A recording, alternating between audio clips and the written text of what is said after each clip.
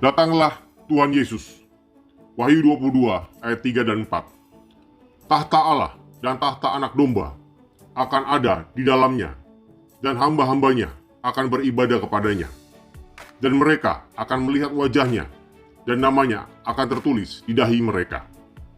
Ini merupakan tujuan terakhir dari sejarah penebusan. Tuhan yang berdiam di antara umatnya yang setia di suatu bumi yang bersih dari segala yang jahat. Di bumi yang baru ini, orang kudus akan melihat dan tinggal bersama dengan Yesus, anak domba Tuhan, yang oleh kasih-Nya telah menebus mereka dengan kematiannya di kayu salib.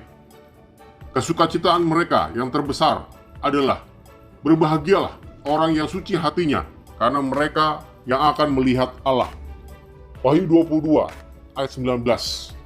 Dan jikalau seorang mengurangkan sesuatu dari perkataan-perkataan dari kitab nubuat ini, maka Allah akan mengambil bagiannya dari pohon kehidupan dan dari kota kudus, seperti yang tertulis dalam kitab ini. Yohanes mengakhiri wahyu dari Yesus Kristus ini dengan suatu peringatan mengenai dahsyatnya kemungkinan bagi seseorang untuk kehilangan bagiannya dalam pohon kehidupan dan kota kudus itu. Kita tidak boleh mempunyai sikap yang tak peduli terhadap kitab ini, atau bagian manapun dari Alkitab yang kudus ini.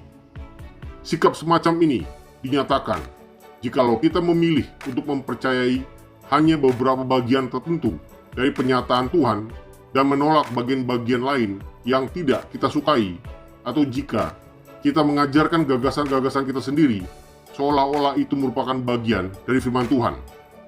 Seperti pada awal penggembaraan manusia di atas bumi ini, kegagalan untuk mengikuti firman Tuhan dengan sungguh-sungguh merupakan soal yang menyangkut hidup dan mati. Wahyu 22 ayat 20. Ia yang memberikan kesaksian tentang semuanya ini berfirman, "Ya, aku datang segera. Amin. Datanglah Tuhan Yesus." Alkitab berakhir dengan janji Yesus bahwa Ia akan datang segera, yang ditanggapi Yohanes dengan mengatakan, "Datanglah Tuhan Yesus."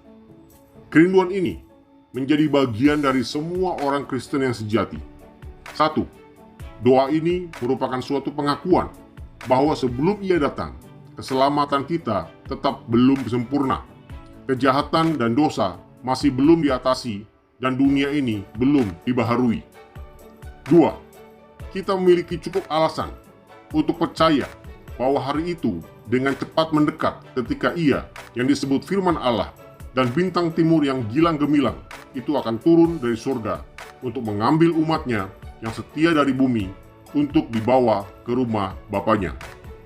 Setelah itu, Ia akan datang kembali dengan kemenangan dalam kemuliaan untuk memerintah selama-lamanya sebagai Raja segala raja dan Tuhan di atas segala Tuhan.